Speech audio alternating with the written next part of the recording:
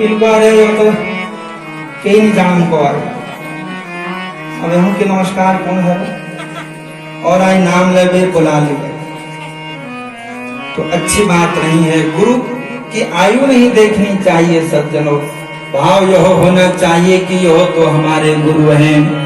गुरु बिनु भवे निधि तरहि न कोई, गुरु बिनु भवे निधि तरहि न कोई, गुरु बिनु भवे निधि तरहि न कोई, गुरु बिनु भवे निधि तरहि न कोई, गुरु बिनु भवे निधि तरहि न कोई, गुरु बिनु भवे निधि तरहि न कोई, गुरु बिनु भवे निधि तरहि न कोई, गुरु बिनु भवे निधि तरहि न कोई, जो बिरिंचि संकर सम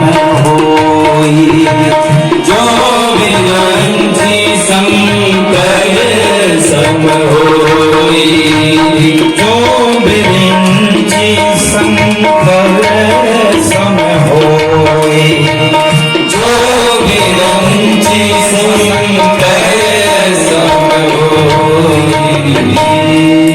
गुरु बिनु भव निधि तरहि न कोई। भव कहते हैं इस संसार को, इस संसार सागर से पार होने के लिए गुरुदेव का आशीर्वाद अवश्य हमें चाहिए सज्जनों।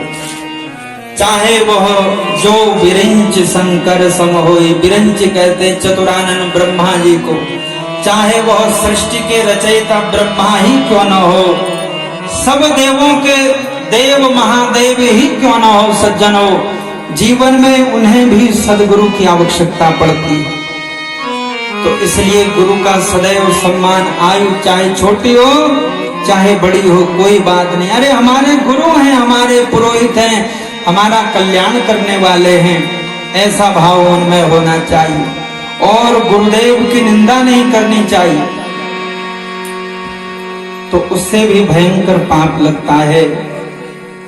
तो अब इन तीन कन्याओं ने, जो पितृदेवों की तीन कन्याएं थी, मैना सुनैना कलावती, इन्होंने देखा कि छोटी आयु है भैया क्या प्रणाम करना है, अभिवादन नहीं किया। बड़ा दुख हुआ सनकादि ऋषियों को। अरे देवताओं तुम्हारी जय जयकार हो।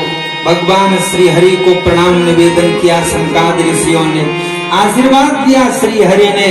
उसके बाद सनकादि ऋषि कहने लगे कि हे हरि देखो इतना सुंदर तुम्हारा बैकुंठ है, यहाँ किसी तरह का कोई भेदभाव नहीं है, लेकिन तुम्हारे बैकुंठ में यह जो तीन पितृदेवों की पुत्रियां हैं इनके मन में कितना अहंकार है, इन्होंने हमें प्रणाम नहीं किया। कितनी दुख की बात है, इतने पवित्र स्थान में रहकर भी इनकी बुद्धि निर्मल नहीं हुई। देखो हम कितने ही बड़े तीर्थ में चले जाएं और कितना ही व्रत कर लें, नियम कर लें और कितनी ही भक्ति कर ले सज्जनों, अगर मन पवित्र नहीं है तो फिर कोई लाभ नहीं होता। तो इसलिए मन अंतःकरण भी हमारा पवित्र होना चाहिए। भक्ति हम करें अच्छी बात है, लेकिन मन को धीरे धीरे स्वच्छ करने का प्रयास करना चाहिए। तो इनका मन पवित्र नहीं है, इन्होंने हमारा सत्कार नहीं किया। और देखो जब हम किसी को प्रणाम करते हैं ना, तो व्यक्ति को प्रणाम नहीं किया जाता, प्रत्येक व्यक्ति के अंदर भगवान का निवास होता है। भगवान कृष्ण गीता में अर्जुन से कहते हैं कि हे अर्जुन, ईश्वरो सर्वभूतानां हृदय से अर्जुन तिष्ठते। हे अर्जुन, मैं समस्त प्राणियों के हृदय में सदैव निवास करता हूँ। तो हम जिसे भी प्रणाम करते हैं उसके अंदर भगवान का निवास होता है। तो उसको जब प्रणाम करते हैं तो वह प्रणाम भगवान तक पहुंच जाता है। तो प्रभु हमें आशीर्वाद देते हैं, हमारा कल्याण करते हैं। तो इसलिए प्रणाम करने में संकोच क्योंकि जिसे प्रणाम करेंगे वो हमें आशीर्वाद देता है क्या, दीर्घजीवी भवः चिरंजीवी भवः, तो वह आशीर्वाद हमें लगता है। तो सबसे पहले आयु बढ़ती है, उसके बाद कहते हैं विद्या, हमें सद्विद्या की प्राप्ति होती है, आशीर्वाद देते हैं, अरे खूब बुद्धिमान तुम हो जाए। अच्छा, हमने आज तक जिसे भी प्रणाम किया उसने हमें कभी गाली दी क्या? जितना भी दिया होगा आशीर्वाद ही दिया होगा सज्जनों। तो सद्विद्या की प्राप्ति होती है। और तीसरी बात यश, ऐसे मनुष्य का यश बढ़ता है, समाज में उसकी प्रशंसा होती है, अरे उनका पुत्र कितना सदाचारी है। जब ले हम जन एकदम हमार खुटा में जय जोश लागा कर तो शिव से विचार, तो इस तरह से समाज में उसकी कीर्ति बढ़ती है सज्जनों। और चौथी बात, उसको बल की प्राप्ति होती, आशीर्वाद मिलता है। तो इस तरह से 4 बातों में वृद्धि होती है, आयु, विद्या, यश और बल की प्राप्ति होती है। तो इसलिए प्रणाम कहने में बिल्कुल संकोच नहीं करना चाहिए और प्रणाम चरणों में ही झुककर होना चाहिए। आजकल तो पुठ में हाथ लग गए और घुन में हाथ लग गए, खोरा में हाथ लग गए, नमस्कार है। अब तो केवल स्पर्श प्रणाम हो गया है, शरीर में कहीं पर जरा सा स्पर्श हो जाना चाहिए, बस वही प्रणाम हो जा रहा है। तो हम लोग प्रणाम की भी मर्यादा भूल गए हैं। तो इतना भी मॉडर्न नहीं बनना चाहिए कि हम अपने संस्कार ही भूल जाएं भैया।